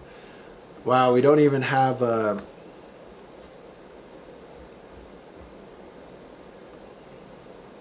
okay, they're not on Dan's comp, any of the GT bikes, but let's look on their website. So yeah, GT, Redline, Haro for the most part, but this year they might have made some changes. They might be doing a lot better. A lot of those old school brands are just, oh my God, we're in Canadian dollars too. Let's look. The team, oh, you know, some of the team bikes actually I think were pretty decent, but they're a little bit expensive. Stranger was a big one. Stranger way overpriced. Hoffman overpriced. The Total Completes are absolute scams. I'm trying to think of where I could find a GT, but for like American dollar prices, because I got to see it in American to make my point here. Hold on.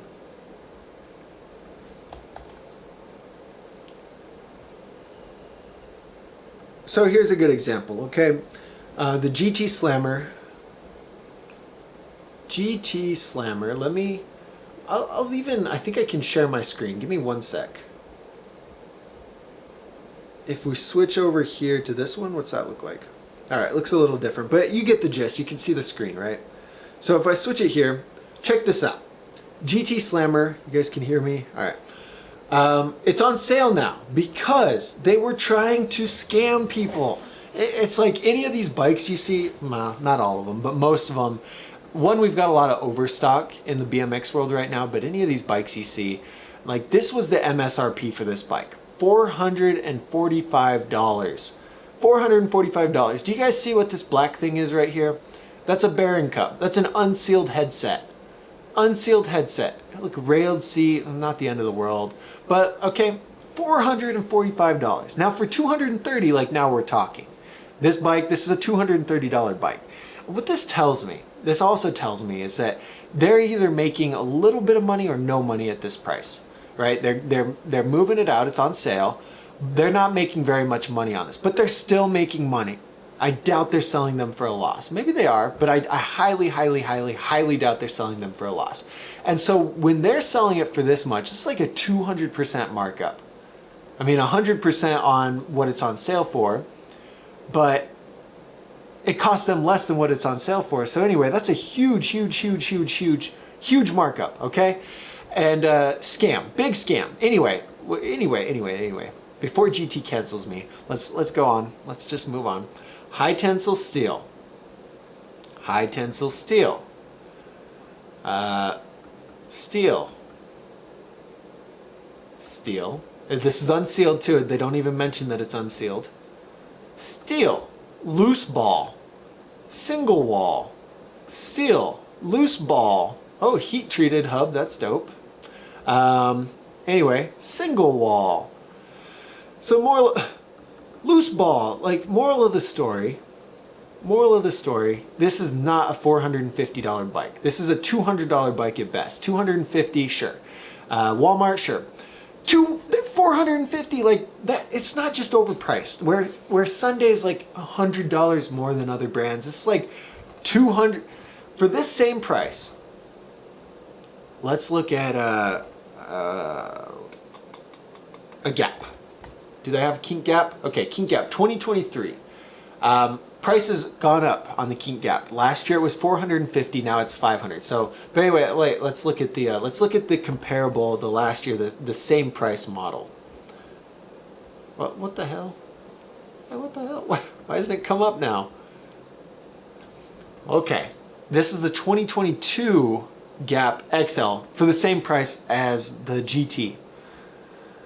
Now, we're not looking at the sale price. Let's just look at the MSRP. And now, here's another thing though. You notice how when this bike goes on sale, it doesn't go on sale for $200 because it cost Kink more than $200 to make it.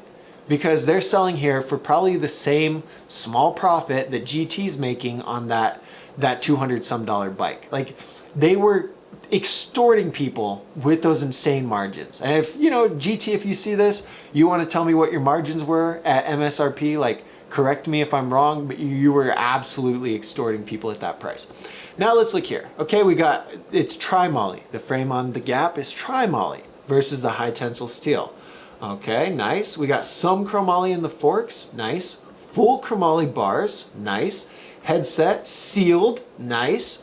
We've got now single wall rims, no good. Unsealed front hub, no good. Sealed rear hub, good. Single wall, full chromoly, 8 spline, bottom bracket, sealed. Okay, so just there. Same price, exact same price, a million times better quality, okay? So it's not like, I don't hate GT, I mean, low key after doing that, like I hate GT. It's not that I hate GT and I don't want to talk about GT, but this is how it would go if I did a GT review.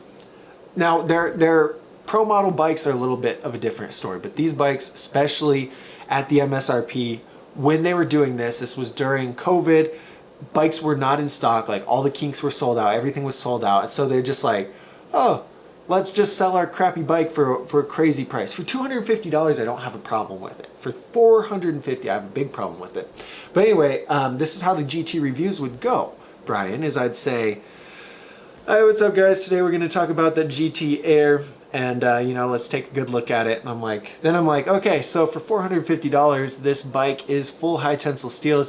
It's worse quality than the $300 Kink Launch, and so for that reason, I just don't recommend it. Like, spend a little bit less money and get the same quality. There you go. That's how the GT reviews would go. And what would happen is people get mad when I do reviews and talk bad about the bike. They're like, this guy just talks bad about all the bikes. Like, this guy's never said a good thing about the bikes. It's like, well, these aren't good bikes. Like, I mean, if you guys want to buy it, go crazy. But that one for the value is absurd. Now, if you got it at the sale price, good. If you got it at full price, you got ripped off.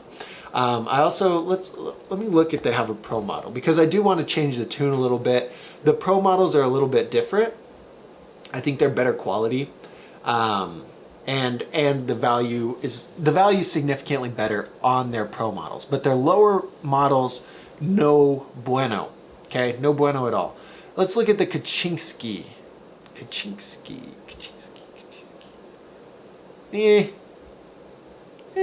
Okay, hold on. Let me put it on the screen. I want this to be authentic. I want this to be authentic here. Hold on. Here we go. I'm sorry this it's like it's all funky on the screen, but I can't adjust it now. And I messed anyway, it doesn't matter. So this one MSRP is at 609. Same price as the King Switch, we'll say. Close to the same price as the Sunday X. But anyway, it's got a chromoly front triangle and chainstay. So now it's a little bit better quality than the Gap that we just looked at, that MSRP is for 450 in 2022. It's got full chromoly forks, good. It's got full chromoly bars, good. Double wall, nice. Double wall, nice. So it is much better quality than the Gap, but it's also MSRP'd at 609. The Switch is still better quality than this one, but this is a little bit closer. So now, if this was the same pricing logic that they used on the other bike, this would be $1,000 bike, because it's like the same quality as, let's say, the Switch for $400 more. Like, that's their pricing logic, but it's not. So this one's fairly priced. This one's fair value, and it's not in the app, but it wouldn't get a 1 value score like that other bike did. So anyway, that's my thoughts. That's why I don't review the GT bikes. I just hate to see, and maybe, look, maybe they have a hard time getting the bikes out for a fair price. They don't make as much. I don't know, but I just, what I have a problem with is that there's people buying bikes right now that don't know any better, that are getting terrible quality for a crazy price, and that bothers me. And I really want to do everything I can to ensure that that doesn't happen. Like, have you guys ever bought something and then opened it and then you're like, oof, I got ripped off? Like, I have for sure. There's a lot of things that I've bought. I get it in Amazon, I get all happy about it, and I open it and I'm like, this is junk.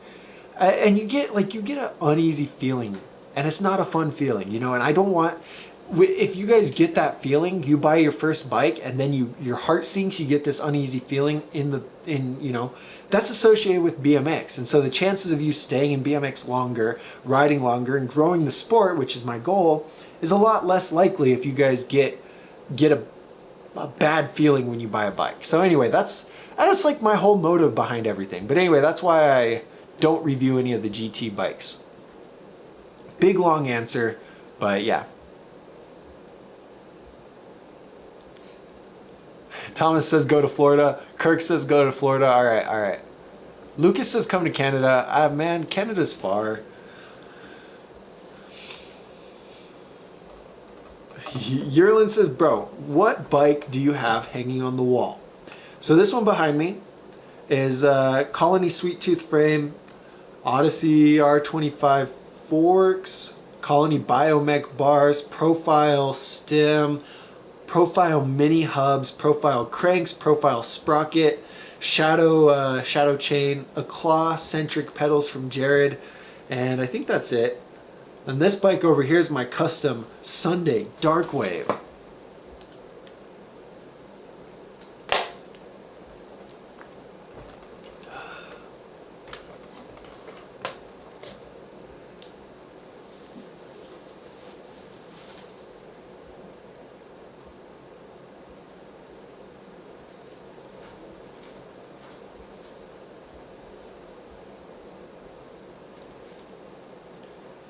Okay, I'm still scrolling through. I'm looking for comments. You guys see Joey moving around? Aw. But I think I'm going to wrap it up here soon. So if you guys have any last minute... Bro, we went for an hour and 40 minutes. It's because I love you guys. It's because you guys are my only friends. Just kidding. But if you guys have any last minute questions, throw them in here. And I'll try and answer them before I peace out.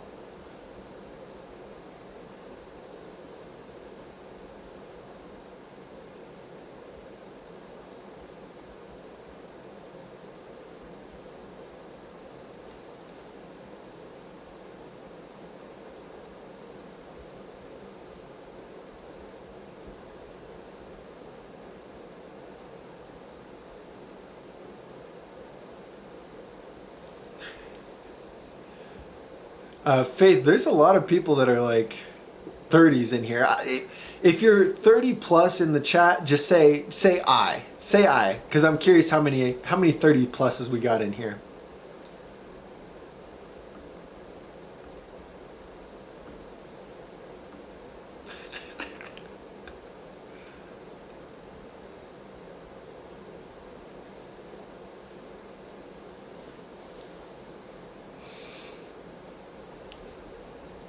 I'll create a. If I do buy a scooter, I'd have a second channel. It'd be Scootster Bob, and it'd be very similar, but it'd be imagine Scootster Bob. That'd be fun. I feel like you guys would still watch Scootster Bob.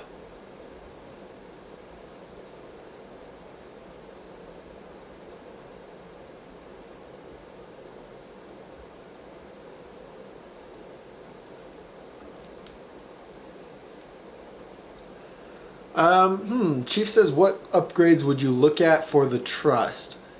I can't remember what chain it has on there, Chief, but if it's a 410 chain, get a half link, get a shadow interlock chain. Your life is going to be way easier. You're going to love it. And other than that, man, I don't know. I think everything that comes on the trust is pretty solid. I'd only upgrade stuff if you want to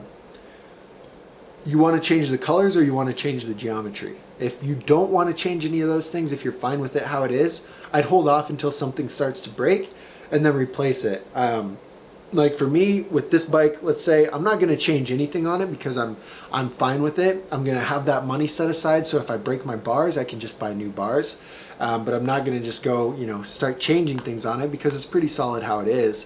Now, if I decided, oh, you know what, I want to change the colorway to, instead of gold, red, then I would make those changes. But yeah.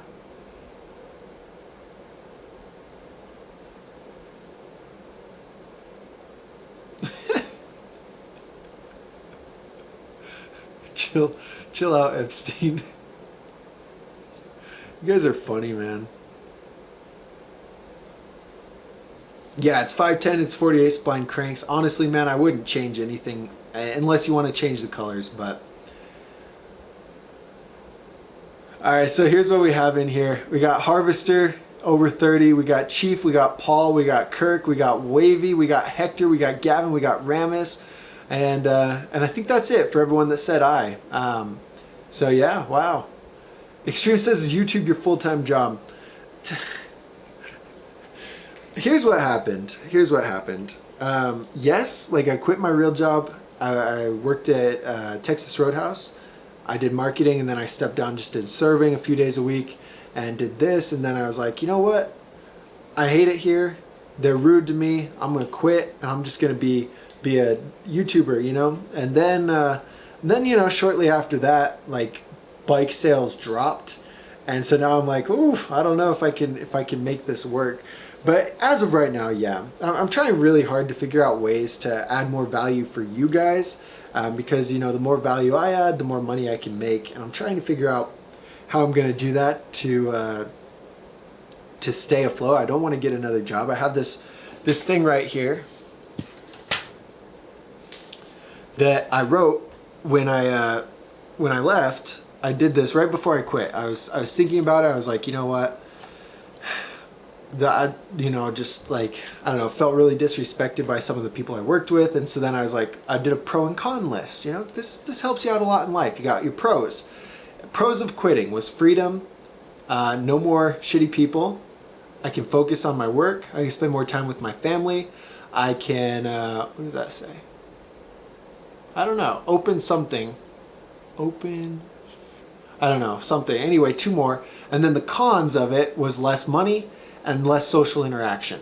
And that's it. So I had like 5 pros of quitting and 2 cons of quitting. So that day I quit. I just said, hey, this is my last day. I love you guys. I love a lot of you guys, but I'm out.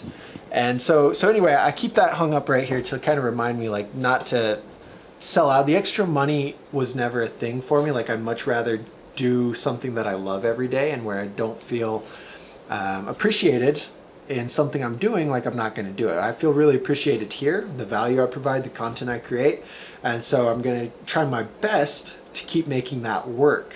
And I don't know if it's going to work or not, but we're going to keep trying for a while. You might see me. You guys remember who's the homeless guy from Adam LZ's channel? Robert, right? Is that it? You guys might see me like one day. It's like, hey guys, we're living in the car, like da da da. I don't know, man. Don't know, but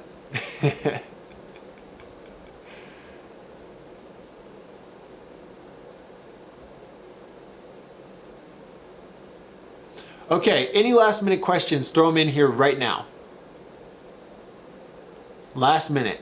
Right now, I'm checking them out. I'm looking.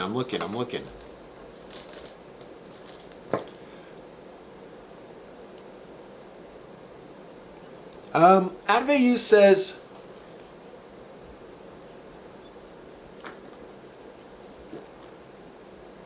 Samuel's almost 22. I think Faith said 22. Faith, are you a guy or a girl? I can't tell, and I don't want to assume. Like, I want to assume you're a girl because your name's Faith, but like, I don't know. Everyone else has profile pictures to support. Anyway, I'm 26 now. Guys, oh my God. I got so used to saying 25, now I'm 26. That's stressful, man. That's stressful. Advayu says, do pro riders make much? I don't think so. I think from what I heard, now I don't know much. I don't know very much, but they get like a, depending on your pro level, okay? I'd say there's riders like Dennis, Kevin, Chad Curley, Logan Martin, like those guys, those top guys, they're fine. They make plenty good money. Now, is it rich money? No. But it's like, you don't have to have another job and you can have nice things, okay? But then there's most pro riders make maybe as a salary less than $1,000 a month.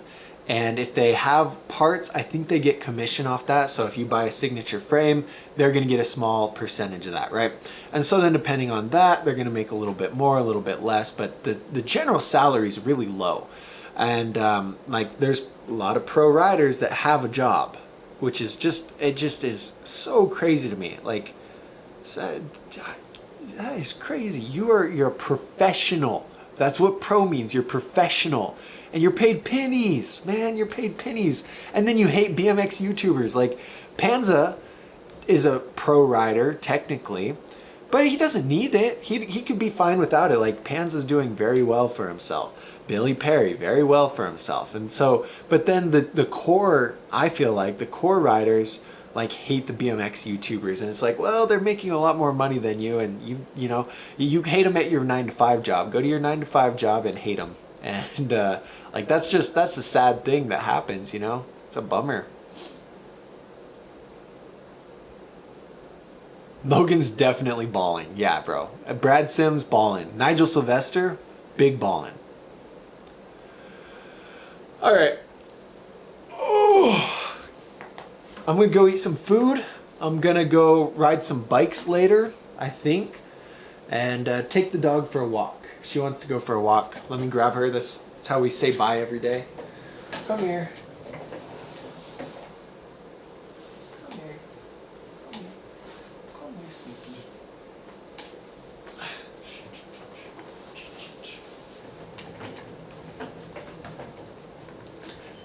Sleepy. I carry her like this all the time. It's the cutest thing ever. Did you guys hear that yawn? That's the yawn I'm talking about. She's not a dog. Oh, Sleepy. So anyway, you guys right now throw in the comments what trick you're gonna learn this weekend. We got a weekend. We got a weekend full of riding. What are you gonna learn? I'm gonna work on double bars. I've already done them, but I want to get more consistent. Maybe a backflip if the session goes off. We're gonna do a backflip, work on double bars. That's the goal. What are you guys working on? I'm gonna stay for a second. Shh. That's a loud yawn. That's so loud. I'm gonna stay for a second and read your comments. All right. Hey, sweet dog. Yo, if no one's gonna comment, what are you doing? Tell me you guys can hear that.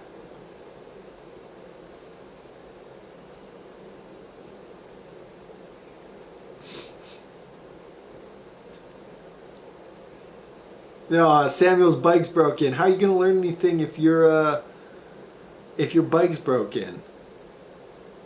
Oh, Lon says that yawn is a sign of nervousness. Are you nervous? Are you nervous? Bro, I don't think she's nervous though. She doesn't seem... She's literally just sleeping. I just picked her up. She's not nervous. Look, she's eating me. Taco's trying to get through the big set at the trails. That's dope. Kirk's... It's gonna rain for Kirk. It's gonna rain for Chief. Hey, Kirk, Chief, what indoor park do you guys have near you? What's up, Cole? How you doing, bro?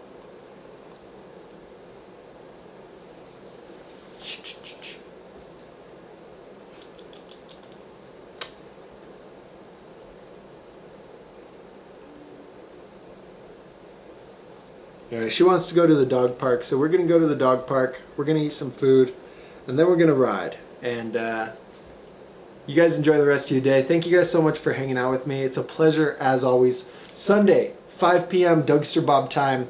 We're going to compare your bikes from the Discord. So you guys, I know like all of you guys are in the Discord, so post your bikes in there so that we can, so I can get your bikes added and we can do, so I can get your bikes added and we could do that this Sunday. But I'll see you guys Sunday for that. Go out, ride your bike. Enjoy the rest of your day.